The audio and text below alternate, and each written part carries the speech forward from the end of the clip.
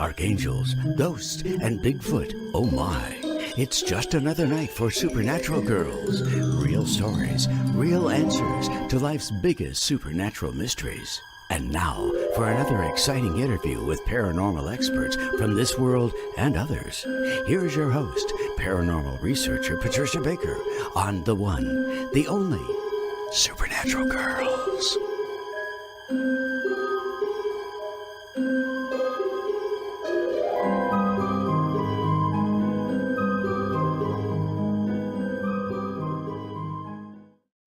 Welcome, everyone, to another exciting episode of Supernatural Girls. I'm your host, Patricia Baker, here with my co-host, all the way from Tucson, Miss Warm Tucson. Yes, I know it. We're freezing here, for God's sake. I know. I've been freezing up until today, and I love every minute of the heat. We had snow last night, and now it's windy. I walked outside with my dog for a minute, and I thought I was going to get blown into the forest. Luckily, I made it back in time for this great show with our favorite guest. Yes, Corey Goode is with us. We're going to get into that in a minute and introduce you. If you don't know Corey, you are in for a treat. And if you do know him, you're in for a treat. So he is with us tonight to answer some hard questions that everybody has about ETs, UFOs, the government involvement, deep state, you name it. He's got the answers. So PK, tell us what's going on quickly as you can so we can get Corey on the show. Well, the most important thing is it's a 4-month. It deals with healing. It deals with details of things. It deals with land and property and being practical. That's the bottom line. Think of it this way. Think cheap, save your money, be practical. Pretty well covers it. Okay. That sounds good. That way we can get to Corey. We have to get to Corey because he's the man tonight. I just yes, love having Corey on because he tells us everything we need to know. So for everybody who hasn't heard about Corey, Corey Goode is described as the insider's insider. He is from the Secret Space program. He's a whistleblower and contactee. He's also a film producer and content creator based on his over 20 years experience in unacknowledged special access programs, including Project Solar Warden, a Navy secret space program that patrols our solar system and beyond. And we never heard about this before, have we? No, we have not. Gosh, beginning in 2014, Corey has experienced increased physical contact with ET and inner Earth civilizations that prepared him to be a messenger of the importance of spiritual focus and inner work during Earth's transition into higher density consciousness, which has already begun. Retaining many insider contacts, Corey was credited as the first to leak Defense Intelligence Agency documents verifying the Pentagon's UFO investigative unit disclosed in 2017. And he's with us tonight. Corey, welcome to the show. Thank you. It's nice to be here. Great to have you back. Gosh, you're always definitely terrific. So tell us, catch us up, because I think it's been a while since you've been here. What's going on? We're hearing like, oh, there's going to be disclosure. We know there'll never be full disclosure, but they're like tempting us with the lights in the sky, the ships. Who cares? I don't care anymore. You know, it's like, why do I care about that? I want to know more about, okay, tell us about the ETs and tell us about how you back engineer the technology, but I don't think we're going to hear that either. No. I mean, the many years of experiences that I've had, my family has had. We just completed a documentary called Beyond Disclosure, the Corey Goode Files. It's coming out of post-production like next week, so it's ahead of schedule. But my family, we talk about our paranormal experiences and everything that we've gone through since going public. And through all of this process, I have changed my perspective on what we're dealing with several times until I've gotten to this one hypothesis that really kind of matches what's going on with the disclosure teasing that you're hearing about. You know, the whistleblowers that are going before Congress are walking right up to the line but not showing any proof. You know, what I'm hearing in the background is that we are going to hear a lot more in the next couple of years. We're going to hear a lot more, but nothing like what we want to hear. And one of the cold hard facts is going to be that we think that they have a file that has, all right, this alien is from this sector of the galaxy. This is this, and this, you know, they have it all figured out. And there's some big, great file. But the truth of the matter is they don't know what they're dealing with. That is just so true. I'm so glad you said that. Yeah, my experience, I finally figured out throughout the process that whatever was interacting with me it had an agenda. It seemed like a positive agenda, and it still does. But I think it presented itself to me in not necessarily for what it was. The ultra-terrestrial hypothesis is really the main true hypothesis, and it's the hardest to explain. Ultra-terrestrial, what does that mean? Ultra-terrestrial presence. It's a kind of an etheric, it is not a physical being. It's sort of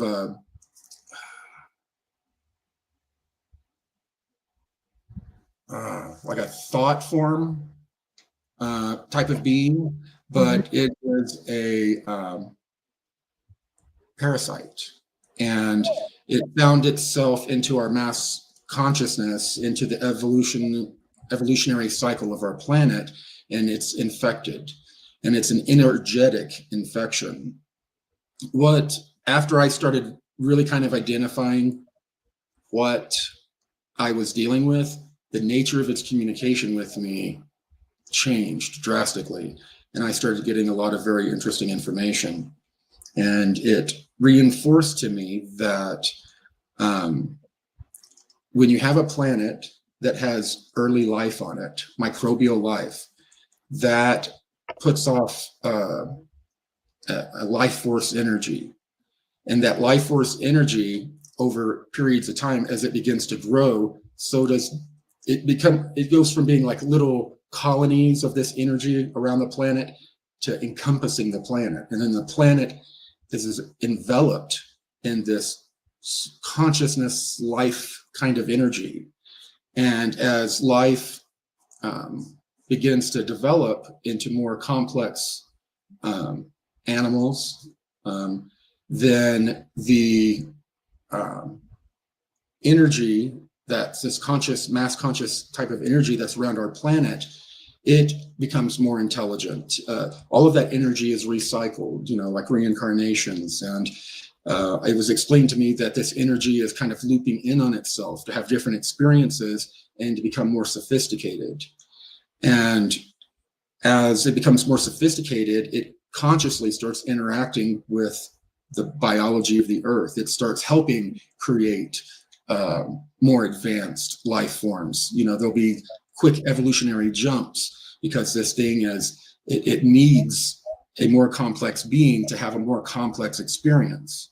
And then you get to human beings. And let me just ask a question before you go any further, because I know this is something new for me and PK and also most of our audience. So when you talk about it as a parasite, I know I've heard shamans talk about the parasite that is here and affects our consciousness and our physical health as well. But what you're describing sounds quite different. This is, just the energetic frequency of our reality. This thing has embedded itself in our mass consciousness. It tries to lead us into different religious directions. even political directions. In the past, it appeared to us as fairies of the forest, as the gods of Egypt and Greece. And as we became more sophisticated, it began to change how. Now, I'm talking about the main consciousness. I'm not talking about the parasitic part yet. Okay. The parasitic part, it's this main consciousness of our planet that a lot of ETs, they're coming to study the process. You'll notice that they said that ETs see us as containers. They don't, they're not, our life is not that important to them because they're following the life energy as it's developing. And what I'm told is that different ET groups, they come in and they manage this, whatever this conscious sphere is around planets that are developing. They come in and try to guide it and manage it, because it does reach like it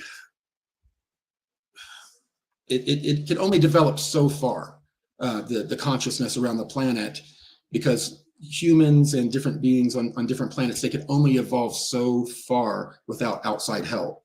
And that makes the conscious biosphere go to a certain level to where it's sort of almost conscious, but kind of reactionary, kind of a nature kind of. So it becomes important for this other consciousness and web of life to interact with us. But I don't understand yet if it's positive, negative, or neutral. Well, the consciousness around the earth, it is neutral. And we have different beings coming in that are trying to boost it to where this becomes fully self-aware, this consciousness around us that we're a part of. What has happened is that large consciousness around the planet, some etheric sort of thought form passing through the universe, felt the energy and came to our planet and infested the inside of that energy that I'm talking about. And that energy is, it's the spirit world, the afterlife. It's where a lot of these, what we call trans-dimensional beings come from. That realm overlaps our realm. And so this parasite type of being, this adversarial parasite being, infested it and has sort of taken it over to a large degree. And it's, it's manipulating human beings. It approaches different people and appears differently to them and imparts religious type of ideas. And right now it's being studied by several universities, what's happening in the ufology movement, all of the different pseudo religions that are popping up behind different alien groups and all of that, and this kind of overall religion that's coming out of it. And the universities are studying people, asking people to go and have MRIs so they can study their brains.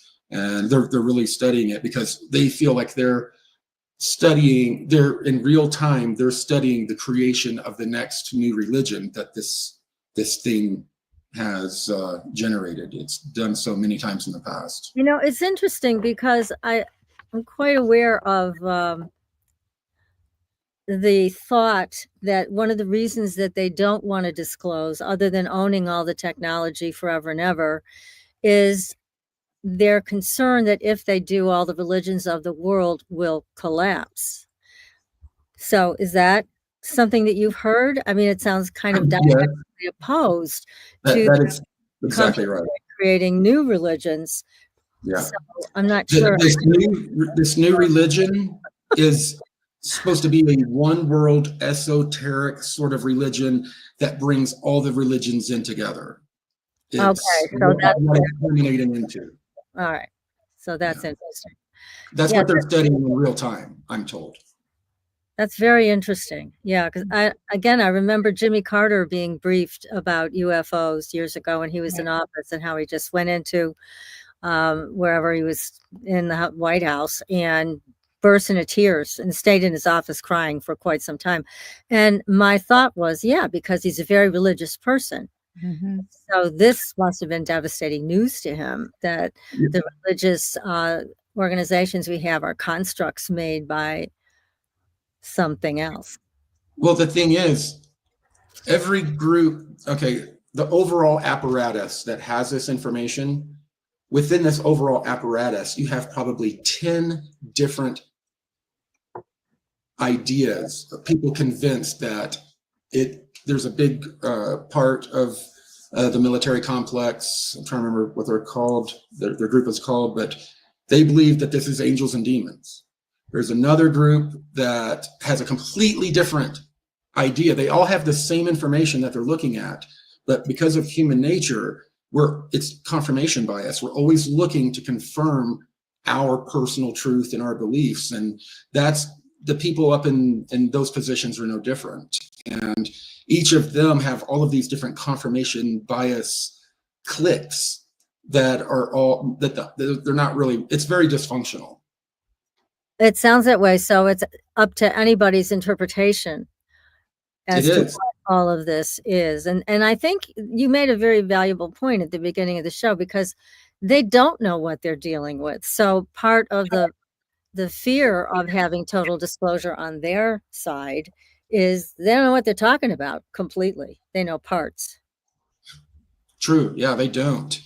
And I mean, this thing has baffled them for a long time. They know, they just don't know what it is, because it can go from a plasma ball flying around to all of a sudden being materialized into an actual physical object and then dematerialize altogether.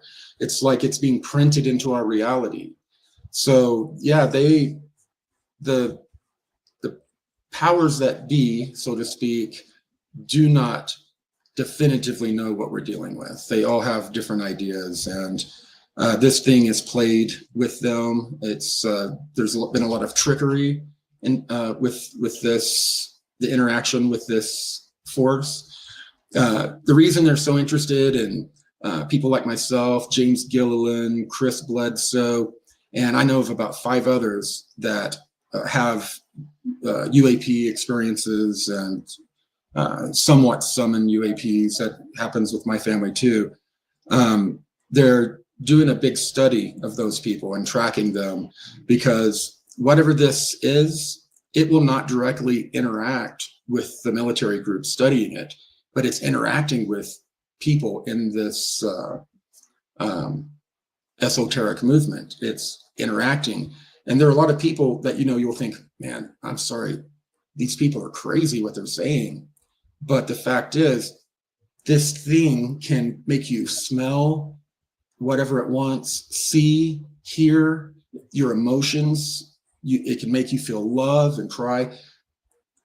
It's a very complicated thing. And whatever this thing is, it's interacting with people of a certain frequency or vibration, and who have a certain, believe it or not, physiology of the brain. There's parts of the brain that have denser neurons, and it's developed a little bit differently in a certain part of the population. That's why they want to do the MRIs on me and my family. But whatever this is interacting with people that have this anomalous brain feature. Are you going to let them do that? The MRIs? I said no, but there might be an opportunity to work with them in the future on one of these television shows, to where we might do it for the show. And about a handful of other people, there's people I know in New Mexico on reservations, Native Americans that have experiences exactly like Chris Bledsoe and James Gilliland and others, have incredible experiences. So I think we have plans at some point to do a study that they're kind of mimicking the study that they're doing for a show. So it's something we're thinking about. But I would not go in, take my family in. We would have to fly to this university and use their facilities and all. And I'm not going to have my family do that. But my family's, it's this life has been already way too disruptive for my family. They're very sensitive, mediums and that sort of thing. We've had ghosts, demons infesting our house, shadow beings. It's been really crazy. And we've had different aliens coming in and out that have interacted with us. My family has gone through quite a bit. I was really proud of them telling their stories for our new documentary. I can't wait to see this documentary. I know, PK, you are excited about it. Definitely. When did all this start within you? When was the beginning? It was pretty shocking because there was a lot I didn't remember. I was driving with my mom just a few years ago from Dallas up here to Boulder, Colorado. And we were talking a little bit I was talking about how I would see things. And I told her one story that was really scary when I was like 9 or 10 years old. And she was like, yeah, I remember that. She said, Corey, you saw things all the time when you were a kid. She said, starting when you were around 4 years old, you had a invisible imaginary friend, and you would have very interesting conversations with it. And I would talk about things coming in my room and that sort of thing. But my family's very religious. So it was very weird because the side of my family, my grandfather's a minister, my mom, preacher's kid, they're psychic. I couldn't get away with anything with my mom. It was bizarre. And my friends would be like, how the hell does she know that? And her dad was the same way, but they don't believe in this stuff. So it was always interesting to watch them try to explain it in a different way. The Lord showed me this, or, they had, everyone puts it through their filter, but me, everything that I was seeing and interacting with was a little too much for them. It's always scary when things like that transpire. With my mother, it used to be, I've got that feeling in my stomach, you can't do that. And as soon as she said that, we knew everything was off the table. That's right. Couldn't get away with it. So do you ever sit there with your family and say, I'm sorry, I wish we had a normal life? Yeah, we've talked about that, but my family, a lot of people out, even in the community, or people that watch paranormal shows, they're always like, is that stuff real? Is it? I don't know. But with my family, we've had the craziest stuff happen around here, remote control cars going around. My son was sitting in front of me one time and something lifted up a lock of his hair and dropped it. And he was on his iPad and he went, oh. He goes, I think something touched me. And I was like, I saw it, and we've had orbs. The kids have seen orbs flying through the house. A lot of the stuff we kept secret for a while because I was getting so cyber stalked and we wanted to keep them out of it, but they wanted to come out and tell their stories. So only a small percentage of them made it into the documentary, but yeah, they have some pretty good, interesting stories of what they've dealt with. Is this going to be a series or just a one? This is going to be a documentary. We plan on doing Beyond Disclosure, the James Gilliland files, the David Wilcock files, and that kind of thing. But this fall, we hope to go into production with a series called Alien Mania. And Alien Mania, like I said, is a series, and it's about kind of the seedy underbelly of the ufology and esoteric movement, some of the just crazy stuff. And it's kind of a reality TV and a true crime type of format. And then we're also hoping early next year to start production on a TV series with good old James Gilliland, and going out and kind of doing a Skinwalker Ranch kind of study, expose of the ranch, but also for the first time, tell his amazing story. I know you guys have had him on. He has an amazing fascinating story. And Definitely. wherever he goes, when he came to Colorado for our event, things were all in the sky. He flies to live half the year in Hawaii. He recorded, I think, like over 300 UAPs, like in a short period of time when he was. So he has some very interesting contact, and there's a few others as well. But we're going to do tell his story right, and we're going to study, Bigfoot, the UAPs, the orbs, all of the different phenomenon, not only at his ranch but at the local different mountain ranges. Mount Rainier, that's where the term flying saucer was coined in 1947. A very rich history of like Ape Canyon, back by Mount St. Helens. I have a retired NATO general who is willing to bring his private military group a man tracking team that hunts people down for NATO in like Africa.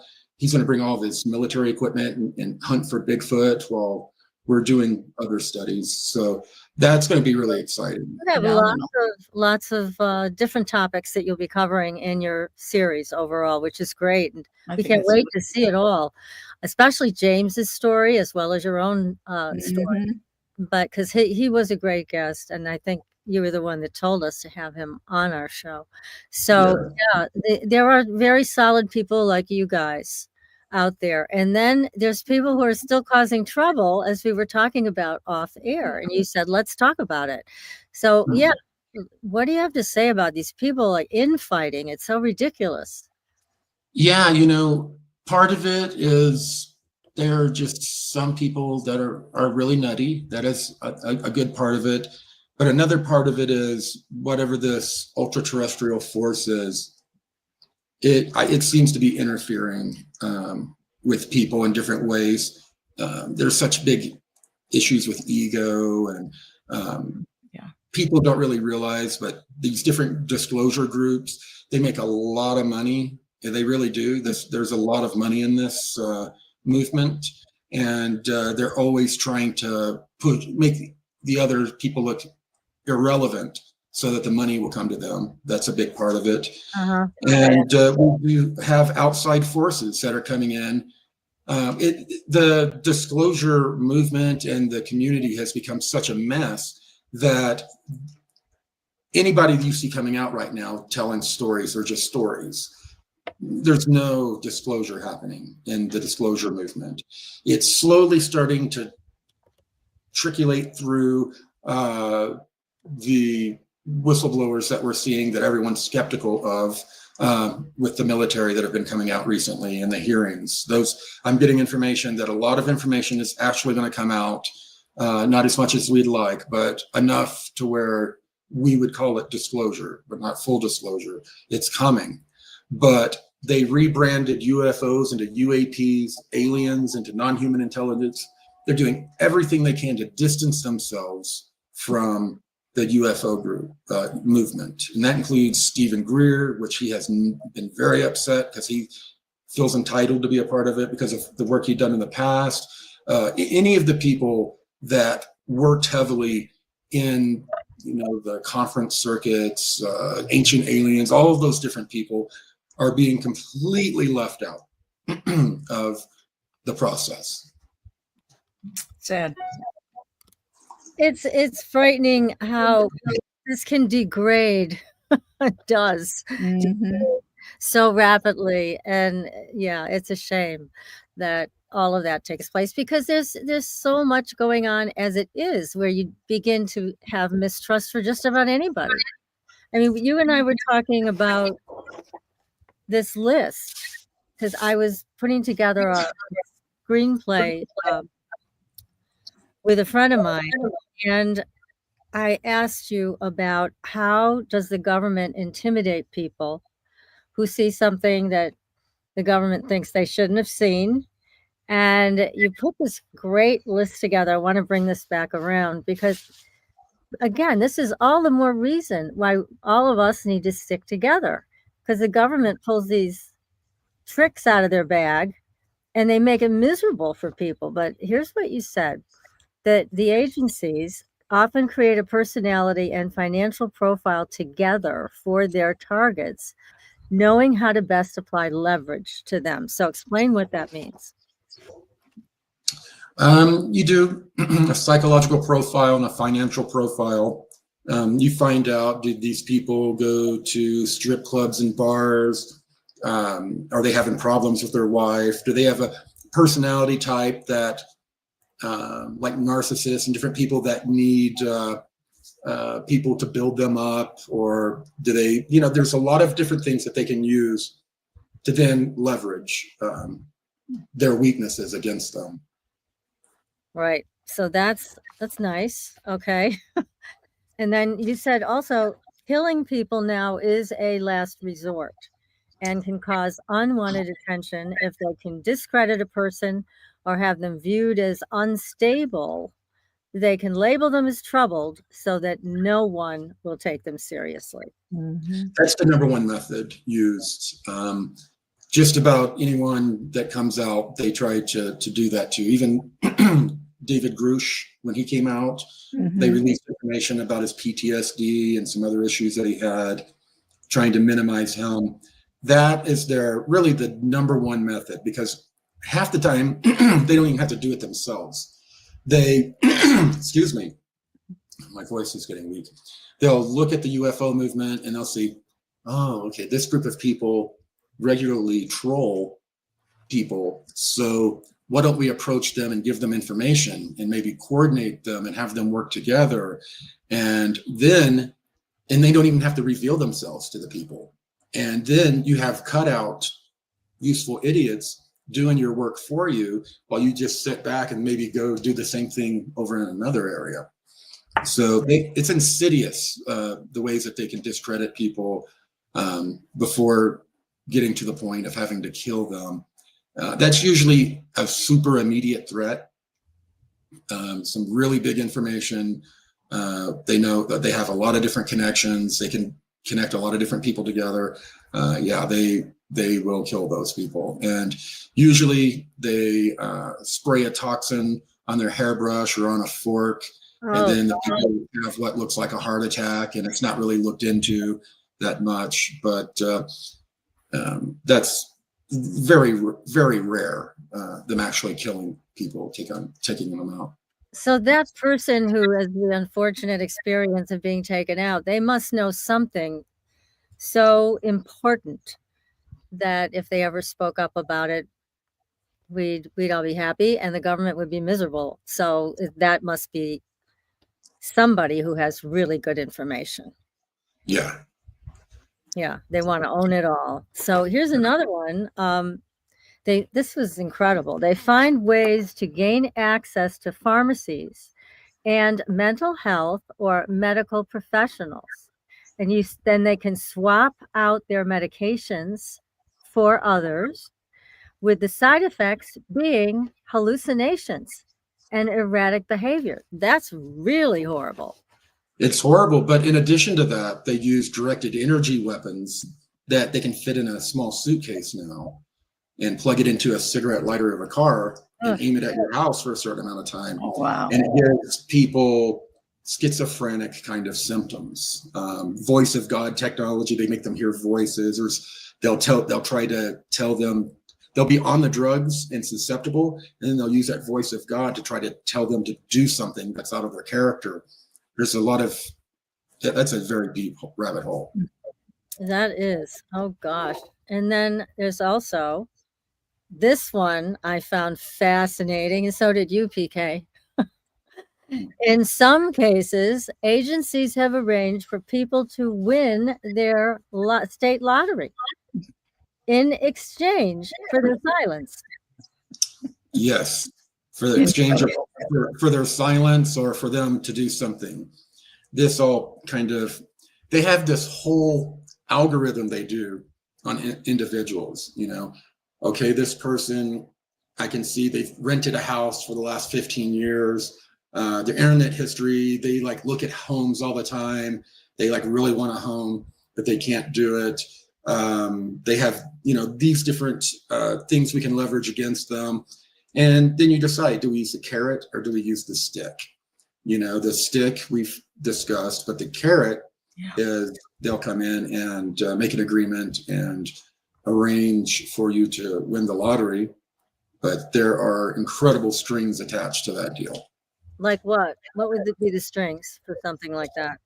You're theirs forever. Like you think you're out of it 5 years later, and you're working on a different project, and all of a sudden you get a phone call, and they're like, "You're being activated." And you're like, "What do you mean? I did what you asked." "Well, I'm sorry. You're still our asset. We need you to log into this computer, pull out these files, and send it to us."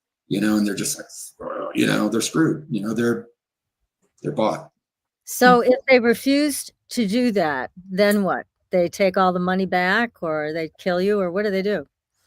I don't know. There's probably many scenarios. You might find the person, in their running car in a closed garage after someone hadn't heard from them in a few days.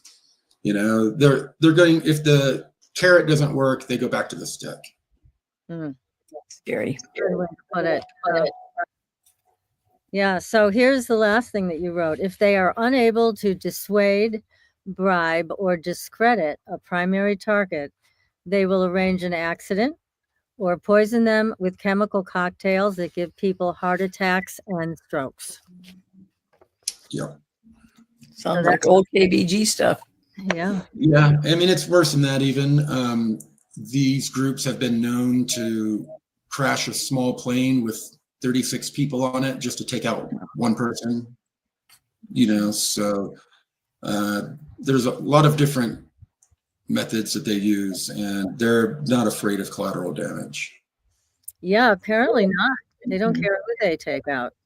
So this is all the more reason for people in the UFO field to really stay together, but they don't. So there's, like you mentioned, ego involved, money involved, and this is what. Yeah. And ideologies. Everyone has their own UFO religion in this group. And everyone gets along great if they stay away from the specifics. If we're all like, okay, we want to do a protest for the release of technology. So everyone's like, yeah, we can do that.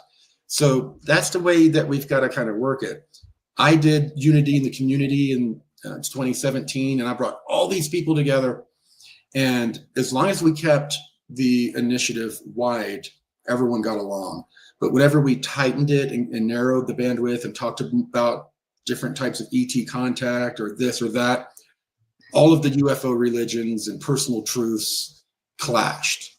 And then that's when people really started to duke it out. And it's very bizarre, but it's very much like what I witnessed growing up in the Christian church.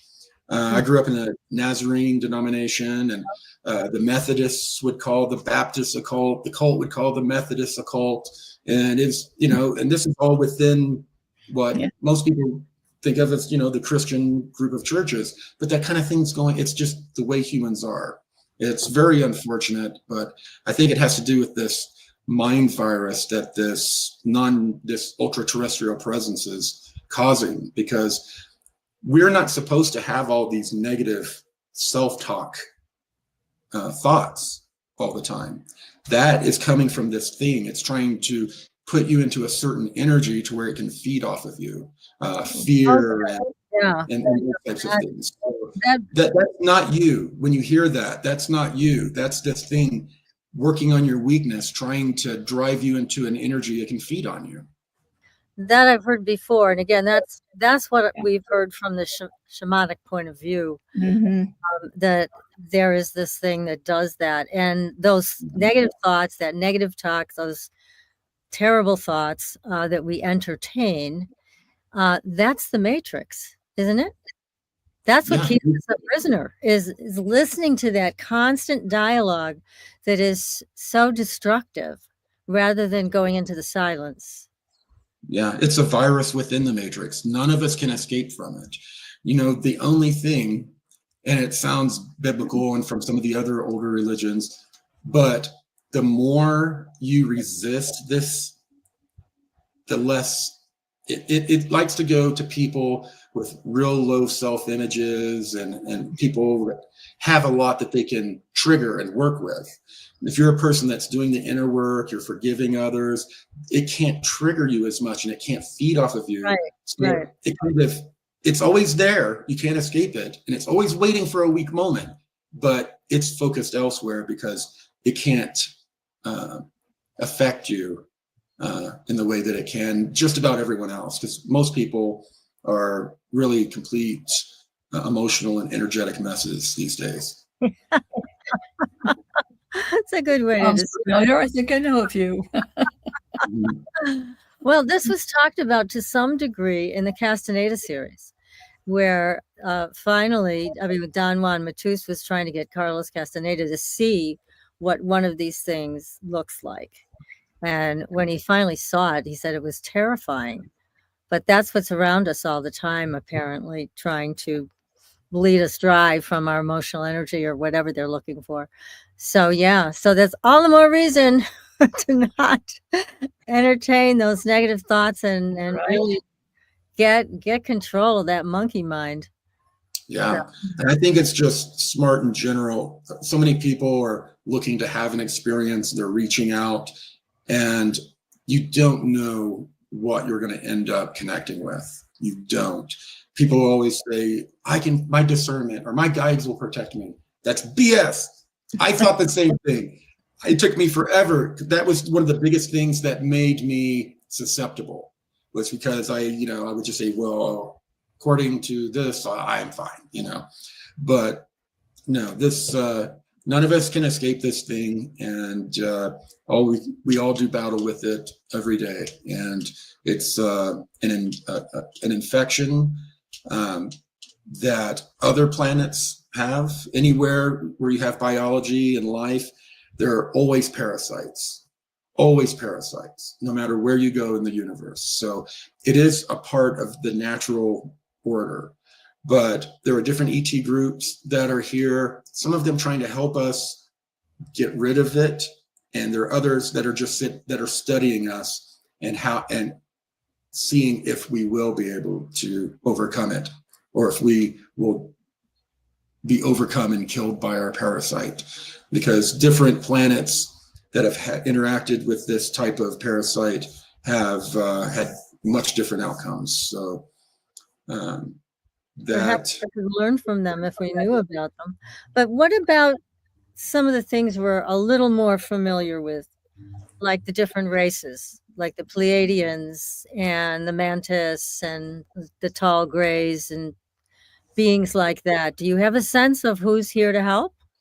Yeah, the majority of these different beings are this non-human intelligence thing mimicking. It's creating it. It's a lot of these things, they aren't from another planet. They're from nowhere. They're from our collective consciousness. They're created. And another problem we have is that when different ET groups do visit and they start trying to make contact with humans, this thing will mimic them and do trickery to cause us not to trust the other group coming in. It can mimic their ships, look just like them.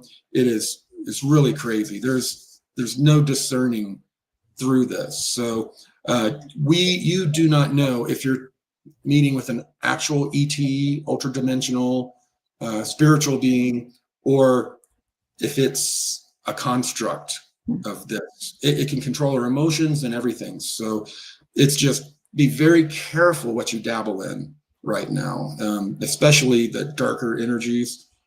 Be very careful of that stuff. Do we create them?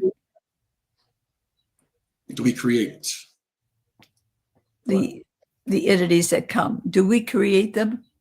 The ultra-terrestrial presence creates them. It has the ability to manifest things directly, like a metal object, a sphere. It manifests into our reality. Now, one of the things that I've learned about when they manifest, let's say 3 alien grays, and they manifest a ship that flies around, if it crashes, those beings can only live a few days in our reality unless they have serums that are made up of blood products, cow blood or human blood, that they consume it, and it helps them, it infuses them with the energy that helps them remain in our reality as physical beings. There are different groups that have lived underground for thousands of years, and they've only lived there for thousands of years because they grow cattle and they consume human blood and those types of things that keep them present. And then they have all sorts of abilities because they're manifested of this non-human intelligence, this ultra-terrestrial force. And then we have actual ETs visiting us from actual physical other worlds and dimensions that we run into. But the biggest problem is our own government, with all of our technology, whenever they track a phenomenon, whether it be presenting itself as an ET, an orb, or whatever, they never know what they're dealing with. They never know if they're meeting a genuine ET or if they're meeting this ultra-terrestrial presence that mimics it. Mm-hmm. They never know. And if they never know, Way to determine it. how Yeah. can they? Yeah, exactly. Scary. Yeah, there are some authentic experiences that in my opinion, I would like to hear Yes. what you have to say, but there are some authentic ones. I mean, the Carl Higdon experience, the Wyoming hunter. I mean, there is no question in my mind what happened to Well, all him. these experiences are authentic. They're really happening. These beings are really appearing. Oh, no, I mean, Supernatural things but are I really mean, happening. that's the ET. Yeah. That would Yeah. be true ET experience. Yeah. And But we can't tell. We don't know. We can't tell which is which. That's why they study a lot of contactees. They put equipment outside their homes. They're trying to, they're measuring physical changes around their homes, electricity, magnetism, all these different things. They're trying to figure out if certain contactees are actually being contacted by another planet type of life, or if it's this ultra-terrestrial being. experience, yeah. Yeah, it's just very, very difficult to tell. There are genuine experiences, but they're awash in all of the others. Mm-hmm. Yes, that's really mind-boggling, I have to say. Even Definitely. Yeah, it's been mind-boggling for me. You know, I had all the experiences that I talked about, you know, in my different documentaries. I had inner earth beings appearing to me. I had, during the time when I was really figuring it out, there was a big argument in the community about the Galactic Federation, blonde hair, blue eye, ETs. And I was being told that certain of them are not to be trusted, that it's actually trickery afoot. And so I spoke out about some of that. And then one night I'm in bed and I sit up and I see 3 alien grays, or no, actually, I just told the back part first. 3 blonde haired, blue eyed, angelic looking beings floating at the foot of the bed. And one of them said, "Corey, why do you persecute us?" And I felt fear, and then I felt shame, and then tears started coming out of my eyes. And then all of a sudden it kind of glitched, and then it turned into 3 gray aliens. And then they just kind of looked at each other and floated off through the ceiling. And then that incident cracked something open in me to where a lot of other things started making sense. And then whatever's been working with me all these years approached me in a different way.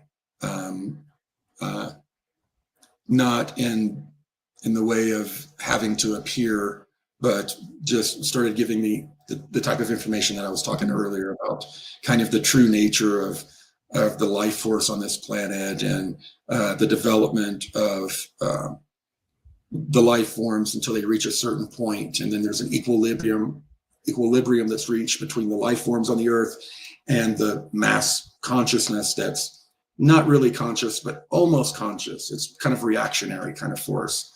And, you know, that balance was interrupted by this parasitic force. And we do have different ET groups and interdimensional groups that are coming here to study and intervene with what's going on. So it's very complicated. Corey, when you asked your wife to be here, was your wife aware of what you did, and was she involved prior to you getting together? No, her and her family have abilities, and it's just weird people that have this type of interesting brain Draw together. physiology, tend to find each other. And we had all sorts of experiences, shared dreams. We saw UFOs all the time. And it was so crazy. We would be driving, to go on a weekend trip with our friends, and we'd be like, look. And it was usually like a gray or silver ball that would fly out of the clouds, do this, and then fly back in the clouds, and kind of do that over and over. And all of our friends would be like, whoa, what is that? Oh, that's so strange, But then they would forget about it within a week. And that was in the 90s before cell phones came out. And so no one had cameras. And the interesting thing about the phenomenon is as soon as we got cameras, phones, and we had them around all the time, it stopped happening. Or when we did see them, they were further away. It was toying with us, So, yeah, she, maybe you should have her on sometime after the documentary comes out, and you hear she can tell a completely different perspective of, we've been married 32 years. Congratulations. 32 years. Phenomenal right there. Yeah. Oh, yeah. We have so much. Yeah. And it's so the many. thought of how, knowing what you both know then, what brought you together. That's an interesting element. Yeah. Yeah. That's very powerful. Yeah. It was pretty supernatural how we came together. That's so great. Yeah, we'd love to have her on the show. Please ask her if she'd have her on. Great. No problem. So tell us, with your upcoming documentary and subsequent series, when will we be hearing from you so we can help you promote it? Because I know everybody's going to want to see it. Well, within this week, I'm supposed to see the final cut of the documentary. And then after that, it's ready for distribution. The thing is, our live action television series that's based on our graphic novel, we're pitching that to some major streamers and networks over the next 6 weeks. So we're trying to figure out if we can kind of make it a package deal, to Tubi or a Netflix or one of those places. Great. Or if we're going to do distribute it independently. If we distribute it independently, then it'll be out in a matter of weeks. Wow. Great. Super. Yeah. I know you're not.